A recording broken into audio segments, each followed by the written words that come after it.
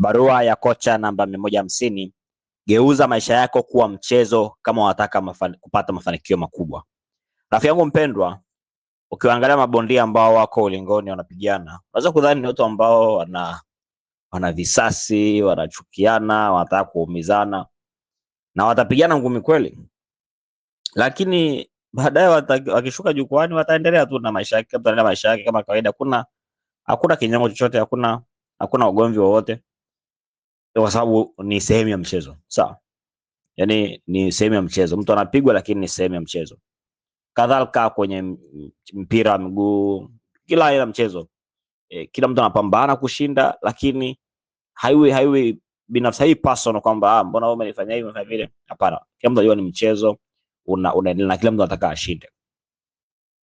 Sasa inapokuja kwenye maisha, safari ya maisha ya mafanikio, biashara, kazi, fedha, watu wanachukulia mambo kiubinafsi sana, personal sana, kiasi kwamba inaingilia uwezo wao kushinda.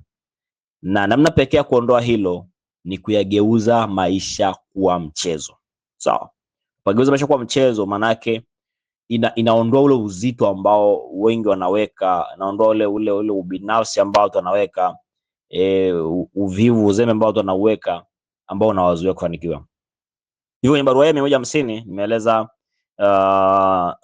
hatua 5 au mambo matano kuzingatia kwenye kugeuza maisha yako kuwa mchezo ili uweze kupata mafanikio makubwa. Na jambo la kwanza ni kutengeneza mlolongo wa malengo unaonyesha wazi namna ya kushinda. Kila mchezo unakuwa na ngazi zake na malengo, yani ushindi unapimwaje, si ndio? Inaweza kama mchezo wa mpira kuna kwa ni ligi, mchezo hii mpaka ufike finali au ufike kilele cha ligi. Ndivyo pia maisha yanapaswa kuwa. Watu wengi wanaona maisha kama vile ni kitu ambacho ni kipo tu. Hakuna mlolongo wa malengo, hakuna malengo ambayo mtu anapanga kuyafikia na yenye uwazi kwamba unashindaje. Kwa hiyo ni moja ya vitu ambavyo vinazuia watu kufanikiwa, sababu hawajui mafanikio na maana gani hasa kwao. Wengi wanafuata tu mkumbo, anaamka asubuhi, anaenda shughuli zake, analala hivyo. Hakuna kupanda ngazi ya aina yoyote ile. Hicho ni kikwazo. 2, tengeneza mfumo wa mrejesho wa maendeleo. Kwenye kila mchezo kuna mrejesho, si ndio? Ile yani feedback. Ni kocha, ni washabiki, nani pale angepiga hivi pale, au hata akienda mapumziko wanapenda mrejesho pale. Sasa pale katika kabe hivi, kashambulia hapa, kazuia hapa na kadhalika. Lakini watu wengi kwenye maisha yao wajiendea tu, hawakai chini wakatathmini hasa wakapata mrejesho kwamba nini kinafanya kazi, nini hakifanye kazi, wapi anaenda vizuri, wapi siendi vizuri, wapi pa kuboresha, wapi pa kuendeleza. Hakuna mrejesho, na kwa sababu watu wengi, kila mtu anajiendea tu anataka mwenye, hawana mfumo bora kupata mrejesho kutoka kwa watu ambao wanawashauri, wanaowasimamia, wanaojihusisha nao. Mtu akikosolewa kidogo tu anaona kwamba watu hawatakii mema na kadhalika, lakini wewe utakuwa uchukue kila unachokipata kama mrejesho ili upige hatua. 3, jiwekee sheria zako mwenyewe. Jambo lingine ambalo wanafanya wengi wasifanikiwe ni kwamba wajiendea maisha kwa sababu kama vile tu, yani anaamka siku inaenda, yani hakuna sheria ambayo inakubana. Angalia kila mchezo wa mpira wa miguu, ukishika mpira ni adhabu, si ndio? Lakini mchezo wa mpira wa mikono, kushika mpira ndio mchezo wenyewe. Sio? Kila mchezo wa sheria zake. Na ukizivunja unapata adhabu au utakosa ushindi. Ndivyo pia maisha yalivyo, kwa kuweka sheria ambazo utazifuata na zikusukume wewe kupata ushindi. 4, tengeneza matokeo makubwa yatakulazimisha kujituma. Yaani weka hitaji kubwa la ushindi ambao utakufanya ujitume zaidi ambavyo umezoea. Si ndio? Watu wengi hawafanyi makubwa kwa sababu hakuna kikubwa ambacho anakiangalia. Yaani ashakubali kama maisha ndio yako vile. Kama kipato ni hicho, kama ni kazi ni biashara ni hiyo.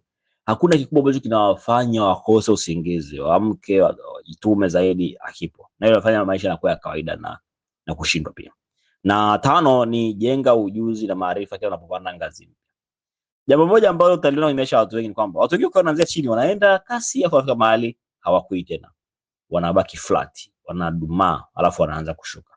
Sababu wanadhani kilichowafikisha pale kitapeleka mbele zaidi. Kilichokufikisha hapo ulipo sasa hivi sio bado kitapeleka mbele zaidi. Unakuwa unaanzia chini, maana yake unakuta vitu vingi vifanywa. Unafanya unafika mahali fulani, unakuwa hauendelei kwa sababu haujifunzi maarifa mapya, haujengi ujuzi mpya. Ni kwenye maisha, kwenye kila mchezo kuna levels, ndio kuna yani kuna level A, level A, levels unapanda level. Sawa?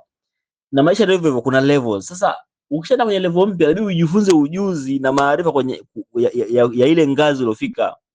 Sasa wengi wanaendelea na wale ambao waliyafanya jana. Nilikuwa nafanyaga hivi. Biashara imekuwa sasa, umeanza kuajiri watu, unaajiri watu, wataka kufanya kama ulikuwa unafanya mwenyewe. Hauwezi kutoboa, hauwezi kukua. Kadhalika kwenye fedha na kila eneo. Kwa rafiki, nenda kwenye Tanzania Skills Academy, ingawa barua za kocha. Soma barua namba 150 na uweze kuuza maisha yako kwa mchezo.